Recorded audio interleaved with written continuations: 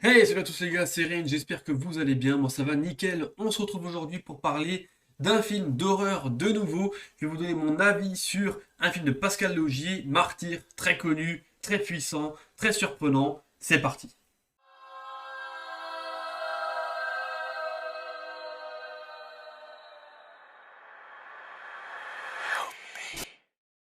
Alors, Martyr est un film, comme je vous disais, de Pascal Laugier. Je vous avais fait la critique cette semaine encore de Ghostland, pareil, de Pascal Laugier, un film qui est assez choc, qui m'a bien marqué, qui est très surprenant, qui était excellent. Et donc, je me suis dit, tiens, on va remonter encore 10 ans en arrière. Et on tombe donc sur Martyr, le film qui a fait énormément parler de Pascal Laugier. Et de manière très forte. Pourquoi? Parce que c'est un film qui a frôlé l'interdiction au moins de 18 ans. C'est très très rare. Et bah, par chance, entre guillemets, par chance, il n'a obtenu que l'interdiction au moins de 16 ans, ce qui lui a quand même valu une sortie en salle et une sortie un peu plus publique quand même, parce que c'est vrai que chez nous, en France, l'interdiction au moins de 18 ans, eh ben, malheureusement, ça peut couper une carrière, ça peut gâcher, on va dire, l'audience d'un film, puisqu'effectivement, on ne les sort pas au cinéma. Donc, ça aurait pu être compliqué pour Martyr. Il est passé très très proche de cette interdiction-là, mais ce n'est pas le cas. En tout cas, il a fait polémique de par sa violence, de par ces thèmes un peu choc et de ce côté très réaliste qu'il apporte. C'est complètement dingue. Et donc, c'est un film français, ça nous fait plaisir, mine de rien, un film qui est classé comme classique hein, globalement autour du globe. C'est quand même quelque chose qui est quand même très marquant, on peut en être fier. Et puis donc je l'ai regardé, je l'ai visionné et je vais vous donner mon avis aujourd'hui dans cette vidéo. On va tout d'abord commencer quand même par le synopsis finalement. Alors, Martyr, de quoi ça parle? On va suivre en France dans les années 70 une jeune fille, Lucie, qui arrive à s'échapper des mains de malfaiteurs que l'on ne connaît pas, mystérieux, inconnus. On comprend très vite qu'elle a subi des tortures, une violence incroyable dès son très jeune âge. Et elle arrive donc à s'échapper. Elle est accueillie dans un hôpital où elle va faire la rencontre d'Anna, sa meilleure amie. Donc ce sont deux jeunes filles à cette époque-là qui vont vivre ensemble un petit peu dans cet hôpital. Plus tard, on va avoir une ellipse de 15 ans. On va trouver, si vous voulez, dans une famille un peu bourgeoise, française, un matin, et puis ça sonne à table, voilà, quand ils sont en train de prendre le petit-déj, et c'est Lucie qui est devant la porte de la maison, armée d'un fusil de chasse, et elle est prête à décimer toute la famille, pensant que ce sont ses bourreaux d'enfance. Donc ça, c'est pour le synopsis. Jusque-là, vous me direz, film de vengeance, plutôt, presque plutôt classique, hein, on pourrait dire, et c'est là qu'est toute la surprise, parce que ça ne s'arrête pas seulement là, je vous en dévoilerai un petit peu plus dans ma partie avec spoiler. Alors Martyr, pour parler du casting, finalement, il n'y a pas beaucoup de monde, hein. Alors il y a pas mal de personnages secondaires, mais on va parler des personnages principaux, les plus importants. Donc nous avons Lucie et Anna. Hein. Donc Anna qui sera jouée par Morjana Alaoui. Donc c'est notre personnage principal de la deuxième partie du film, parce que le film est coupé en deux parties, si vous voulez. Nous avons Mylène Japanoy qui va jouer Lucie, donc notre pauvre fille qui cherche sa vengeance. Et nous avons Catherine Béguin qui va jouer ici une vieille dame qui s'appelle Mademoiselle, qui est un peu à l'origine de toute cette histoire. Je vous en dévoilerai plus un petit peu plus tard. Et globalement, c'est tout. C'est tout parce qu'on va se rendre compte que le film va se passer globalement toujours au même endroit. Et le peu de personnages secondaires que l'on va voir seront pour la plupart coupés à partir du visage. Voilà, on ne verra que leurs épaules et le reste de leur corps. Ils sont principalement cachés pour garder vraiment cet aspect un petit peu secret, un peu étrange qu'il y a dans ce film. Et donc voilà, donc pour citer ces trois personnages, ce sont nos trois acteurs principaux. Alors on va tout de suite entamer avec mon avis, du coup sans spoiler. Alors c'est un avis qui va être assez court parce que forcément je peux pas en dire trop parce que c'est un film qui contient un twist déjà très important, ça je vous le dis. Et c'est le twist qui fait tout le sel de cette histoire. Et moi ça va plus. Déjà, le film dure 1h40 à peu près. On va dire qu'il y a 45 minutes où on part sur un film de vengeance et on va dire 45 minutes sur un film de body horror. Donc c'est assez, c'est assez chaud, c'est assez compliqué. Je vous en dévoile pas plus. Maintenant, je vais vous dire un peu, moi, ce que j'en pense. Alors, c'est un film qui est glaçant, qui fait froid dans le dos, qui est très réaliste, qui fait très mal, qui est percutant. Tout dans sa mise en scène, dans ses effets sonores, dans ce que l'on montre, c'est vraiment Ouais, c'est vraiment impactant. Moi, c'est, je pense, un film qui, effectivement, alors, le moins de 18 ans est peut-être un chouïa, et encore, à certains moments, je pense que, ouais, c'est peut-être un chouïa trop, mais franchement, le mois de saison est quand même bien mérité parce que c'est un film qui, visuellement, fait mal. Franchement, c'était quelque chose, moi, je peux quasiment dire que l'intégralité du film contient des scènes choquantes qui sont très visuellement marquantes, et puis, bah, forcément, ça laisse bah, des images en tête, hein, et je peux vous le dire dès maintenant que c'est un film qui sera certainement rangé dans la catégorie de mes films chocs que j'ai pu visionner. Ça, c'est clair et net. En plus, la mise en scène est excellente. C'est vrai qu'on a quelque chose de très puissant. Dans les couleurs aussi. Alors, le début du film, les couleurs sont assez pâles, sont assez fades. Et puis d'un coup, quand Lucie vient chercher sa vengeance avec des gros coups de fusil, et ben là, le rouge, il est bien pétant. Il fait bien mal. Il éclabousse sur des murs tout blancs. Donc franchement, il y a des contrastes de couleurs comme ça qui sont très visuels, qui sont très très propres. La musique, si on peut appeler ça de musique, est perturbante, elle est impactante. C'est vraiment en fait des effets sonores, si vous voulez, plus un peu métallique comme ça, qui rend le spectateur presque fou, entre guillemets, de putain, c'est dur, il y a tout qui est dur en fait dans ce que l'on regarde. Et ça marche à merveille sur les 45 premières minutes. Puis après, on a un twist qui rend le film encore plus dingue. Et c'est à partir de ce twist-là qu'en fait, d'après moi, on rentre sur quelque chose de très violent, une violence gratuite, non justifiée, pas gore visuellement, mais qui est très impactante malgré tout. Et c'est là que le film est très malin parce que, mine de rien, comme dans Ghostland en fait, on nous montre une violence, c'est très brutal, mais c'est pas dégoûtant par le gore, si vous voulez. C'est très bien ficelé, c'est très bien fait. Moi, ça m'a énormément plu. Les violences sont très bien faites parce que, effectivement, tout ce qu'on voit au niveau physique de nos personnages, ça fait mal. Les dégâts qu'elles ont, les blessures, c'est horrible. Ça m'a fait penser à Ghostland. D'ailleurs, je n'ai pas vérifié. Ça se trouve, c'est le même maquilleur qui a fait tout ça parce que, franchement, tous les dégâts physiques qu'elles ont endurés sont très visuellement choquants. Et ça renforce aussi la violence de ce film. C'est pour moi, franchement, excellent, hein. Rien que sur ce point-là, c'est très très fort, c'est très percutant, c'est très marquant. C'est très très bien. Et puis l'explication finale du film, je peux dire que vous, peut-être pour ceux qui connaissent le film, vous trouvez ça peut-être un petit peu, je sais pas, farfelu, un peu tiré par les cheveux. Moi, je trouve que c'est très très bien vu parce que c'est quelque chose qui, peut-être que moi vous allez me prendre pour un fou, mais qui je pense peut être réel à 100%. Et donc, bah franchement, ça crée un film très pertinent, très choc, très puissant dans ce qu'il nous montre. Alors oui, voilà, Martyr est un film choc et je suis totalement d'accord avec ça.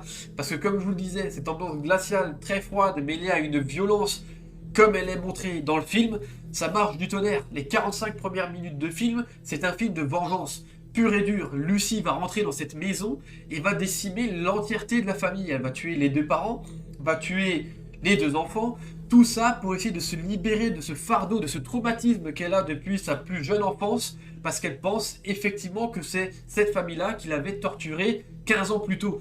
Et ça, bah c'est vrai qu'on part sur le film de vengeance bien violent, hein, très très violent, parce que les coups de fusil font super mal. Là, c'est très très froid. Moi, quand on me parle des faits divers, oui, un intrus est rentré dans une maison, a décimé toute la famille, c'est comme ça que je le vois. Et là, c'est retranscrit à la perfection. Là, pour le coup, les coups de fusil font mal. Les cris d'horreur dans la maison, c'est horrible. Franchement, le mouvement de panique est super bien fait. Là, pour le coup, déjà très très marquant. Et pourtant, on n'est pas encore sur le côté vraiment film d'horreur. On est vraiment plus là, vraiment sur l'aspect vengeance, si vous voulez. Et lié à tout ça, ben, ceux qui ont vu le film, vous le savez, on a cette vision, cette mise en scène qui est mise dans le film pour représenter un petit peu ce que bah, notre Lucie voit à l'intérieur de sa tête, ce qui lui fout cette pression, ce qui représente en fait son traumatisme, et c'est une dame complètement dénudée qui ressemble à un zombie, c'est horrible, le maquillage est parfait, franchement c'est glaçant, ça fait presque un peu flipper, c'est horrible, et ça... Bah dans ce film-là, ça apporte beaucoup dans cette première partie parce que du coup on se dit mais putain, qu'est-ce qui se passe, elle est complètement folle, est-ce qu'elle a vraiment vécu des choses, on ne sait pas, c'est bizarre. Et ce côté un peu bah, presque surnaturel finalement qui se passe dans la tête de cette jeune fille est totalement horrible, sanglant, là pour le coup il y a pas mal de sang, c'est très violent, pareil, c'est quelque chose, c'est des images, moi je pense à l'image où à un moment notre Lucie se fait attraper par cette chose humanoïde qu'il y a dans sa tête. et qu'elle se prend des coups de couteau dans le dos, c'est dégueulasse, c'est super marquant, c'est super bien fait. Et puis on a aussi, grâce à cet aspect un petit peu surnaturel, psychologique, on a du coup des mises en scène très intéressantes entre le personnage de Lucy et le personnage de Anna. Parce que Anna, je n'en ai pas parlé dans la première partie, mais elle va avoir un rôle très important. Parce qu'elle va arriver dans la famille au moment du meurtre, elle va arriver pour essayer d'aider son amie à se débarrasser des corps, et puis finalement ça part en vrille, ça part totalement en vrille, et je vais quand même devoir en dévoiler un petit peu sur le twist, puisque effectivement au bout de 40-45 minutes de film, notre personnage principal qui était Lucy va mourir. Elle meurt, voilà, effectivement, elle s'est auto-mutilée, elle meurt, et le twist commence ici, parce que c'est Anna qui va commencer à être notre personnage principal.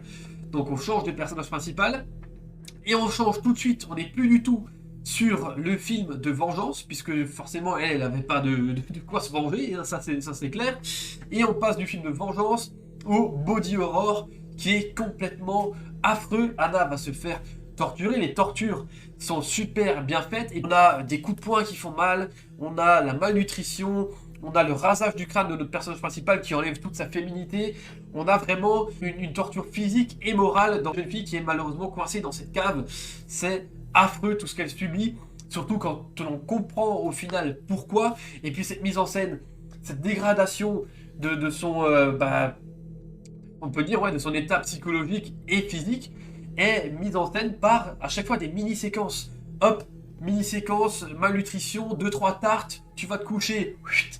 Et là, petite transition en noir fondu comme ça, hop, deuxième, elle se prend des patates fondues en noir, et ainsi de suite, et ainsi de suite, et ainsi de suite. C'est à chaque fois des petites successions de scènes qui montrent les journées qui passent et les sévices qu'elle subit. C'est totalement affreux. Ça, c'est super bien fait. Moi, franchement, pendant 45 minutes, je me suis dit, mais putain, comment c'est possible qu'elle s'en sorte? Comment elle va pouvoir faire? Là, il n'y a vraiment plus aucun espoir, et c'est super bien retranscrit. Parce que même notre personnage, dans son jeu d'acteur et dans le rôle qu'elle interprète, elle est obligée d'un moment montrer qu'effectivement, il n'y a plus espoir, même elle a abandonné. Et ça marche super bien parce que moi, en tant que spectateur, j'abandonne en même temps qu'elle. Je sais, putain, c'est foutu. C'est foutu, c'est mort, elle s'en sortira pas, c'est foutu. Et rien que de retransmettre ces émotions, cette sensation, à travers les coups de poing qu'elle se prend, à travers la mise en scène, à travers ce côté très noir, ça marche du tonnerre, ça marche du tonnerre. C'est un film qui est percutant, qui fait très très mal. Alors c'est pas difficilement regardable, parce que effectivement, visuellement, on voit des coups de poing, on voit des gifles, on voit une personne dégradée physiquement, mais c'est pas des effusions de sang écœurantes ou quoi. Ce qui est dur, c'est que c'est moralement dur pour le spectateur de dire putain, ça c'est quelque chose qui peut arriver quand on parle de la violence contre les femmes, quand on parle des maltraitances, quand on parle de tous ces trucs-là. C'est des trucs comme ça qu'on imagine, et c'est totalement horrible parce que c'est ultra bien retranscrit dans le film. C'est excellent. Franchement, c'est excellent. Alors pour cette fin de film, vous le savez, Mademoiselle, donc la vieille dame, qui est à l'origine un petit peu de toutes ces expériences, va se suicider. On est d'accord? Elle se suicide à la fin du film, après que notre Anna soit passée effectivement en état de martyr, et qu'elle a soi-disant vu ce qu'il y a après la mort. Donc jusque-là, on est tous d'accord. Pourquoi maintenant elle se suicide? Moi j'ai deux théories. J'ai deux théories, et je pense qu'il y en a une qui est plus dure que l'autre encore. Pourquoi? Parce que moi, la première théorie, c'était, finalement, Anna, elle a peut-être vu quelque chose après la mort, quand on voit ce travelling qui rentre dans son œil comme ça, et qu'on voit des lumières blanches, des flashs un petit peu subliminaux, comme ça, un peu étranges. Là, pour moi, soit Pascal Laugier a voulu montrer qu'effectivement, elle a atteint ce stade-là du martyr, et qu'elle a été témoin de ce qu'il y a après la mort. Et donc, elle a peut-être réellement vu quelque chose que nous, on ne voit pas, pour essayer de garder un style de mystère auprès du spectateur. Chose qu'elle va du coup dire à Mademoiselle, et du coup, Mademoiselle, très pressée de pouvoir peut-être découvrir d'elle-même ce qu'il y a après la mort, elle se suicide. Ça, c'est ma première théorie. Je n'ai pas regardé sur internet ce qui se disait, hein. C'est vraiment moi après mon visionnage. Par contre, la deuxième théorie qui moi m'est venue, et qui pour moi est la plus dure, c'est qu'effectivement, à travers ce travelling dans l'œil qui nous montre une lumière blanche et que nous on ne voit pas, c'est pas simplement pour garder le mystère, c'est tout simplement pour nous dire qu'il n'y a rien après la mort, rien du tout, et qu'en fait les 17 ans de torture que Mademoiselle a infligé à différentes jeunes filles ne servaient strictement à rien, que c'était peine perdue, que tout ça, toute cette torture, toute cette souffrance qu'elle a engendrée n'a servi strictement à rien, et que Du coup, bah, suite à cette grosse déception, elle va se mettre une balle en mode bah tant pis, j'ai perdu tout ce temps de ma vie pour rien parce que finalement il n'y a rien après la mort et elle n'a pas supporté ça, elle se suicide. Et pour moi, je pense que ça c'est peut-être la fin la plus probable, qui collerait peut-être un petit peu mieux sur l'explication de cette fin qui est d'un coup très abrupte. Et bah moi c'est la fin qui est la plus dure, à mon sens, parce que du coup ça veut vraiment dire que tout ce qu'on a vu du début, la souffrance de Lucie au départ, qui est devenue complètement tarée, qui a dû décimer toute une famille, ça servait à rien. Les 45 minutes de torture sur notre personnage de Anna, ça ne servait à rien, et qu'en fait tout ce qu'on a vu, toute cette violence physique, morale, psychologique, c'était inutile. Et je trouve que ça renforce du coup ce côté très dur, très violent de ce film. Et bah moi ça m'a fait surkiffer. C'est un chef-d'œuvre, c'est une pépite. Ce film de l'horreur. Donc si franchement vous l'avez pas vu, je vous invite à aller le voir. Pour ceux qui l'ont vu, dites-moi ce que vous en avez pensé, si vous le trouvez bien, pas bien, s'il est surcoté, sous-coté, est-ce qu'il aurait mérité le moins de 18. En tout cas voilà, dites-moi, partagez dans les commentaires ce que vous en pensez. Moi c'est un film que j'ai adoré, que je vous conseille à vous, les fans de l'horreur. Et puis en attendant, bah, je vais vous laisser là. J'espère que cette vidéo vous a plu. Si c'est le cas, n'hésitez pas à le faire savoir. Et puis on se retrouvera très très vite. C'était Reigns, portez-vous bien. Ciao ciao.